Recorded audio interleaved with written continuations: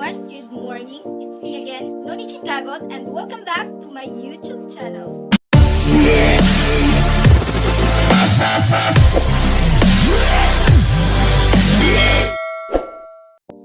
So for today's video, I will be discussing about my favorite instructional materials, which is the audio-visual materials. So first and foremost, what is instructional materials?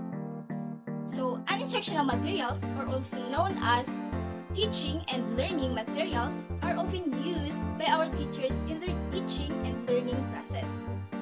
And the instructional materials help our teachers to, or it's like a system to achieve their desired learning outcomes. These instructional materials using technology are a huge help for our teachers and their teaching, especially in today's current situation. Now, there are 6 various types of instructional materials.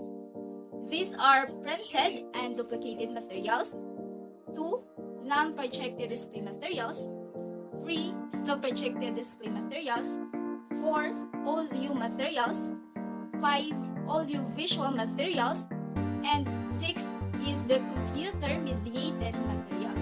But let us focus about my favorite one, which is the audio-visual materials. Now let us define what is audio-visual materials. Of course, it was derived from the word itself. Audio means with the use of our hearing, and visual with the utilization of our eyesight. So it is very important tools in every situation for us to make the learning realistic from the lowest form to the highest form. Classification of audio-visual aids, we have from the audio, we have the radio, tape recorder, gramophone, lingophone, audio CD, language laboratory. From the visual aids, we have the chart, picture, models, flannel board, textbook, flashcard, slide projector, transparency, maps, black and white boards, and from the audio-visual aids, we have the LCD projector, film projector, TV, computer, VCD player, virtual classroom, multimedia. Okay, so audio-visual aids uses both senses of hearing and seeing. For example, we have lecture, which is basically talk about topics where you can see your professor talking in front and you are listening to her or him, as well as in demonstration, you can see and hear the demonstrator demonstrate about a particular product. And lastly, a good example is film, where you can see and hear it, as well as acquire knowledge from it. From before, the audiovisual aids usually utilized from learning institutions, but now it is also used for the research purposes and then in other institutions, of course in libraries.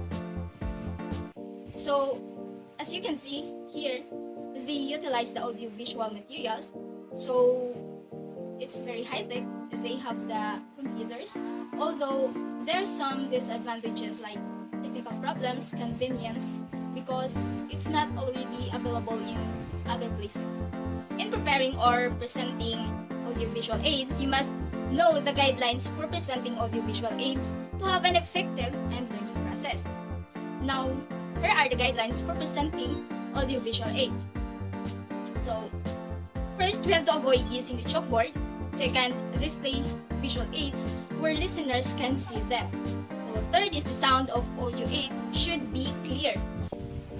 Fourth, we have to avoid passing visual aids among the audience. So, fifth is we have the display audio visual aids while discussing them. Talk to your audience, not to your visual aid. Explain audio visual aids clearly and concisely. And the last one is we have to practice with your audio-visual aids. Now let's proceed on how to develop instructional materials. Now here are the 6 steps for better instructional design. So first we have to begin at the end, know your audience, develop a game plan, find or create the instructional materials, evaluate your learners, and the last one is evaluate your instruction. Instructional materials are essential since they help the teacher and learners avoid overemphasize on recitation and rote learning that can easily dominate a lesson. Therefore, it is clear that audiovisual aids are very important tools for teaching learning process, especially for the teachers to present their lesson effectively in order that students learn from what they hear and what they have seen, as well as students can acquire their knowledge, and it will improve the students' analytical thinking. So that's all about the audio-visual materials. So I hope you learned a lot about my presentation. Until to the next vlog, thank you for listening. Shall we have breakfast together?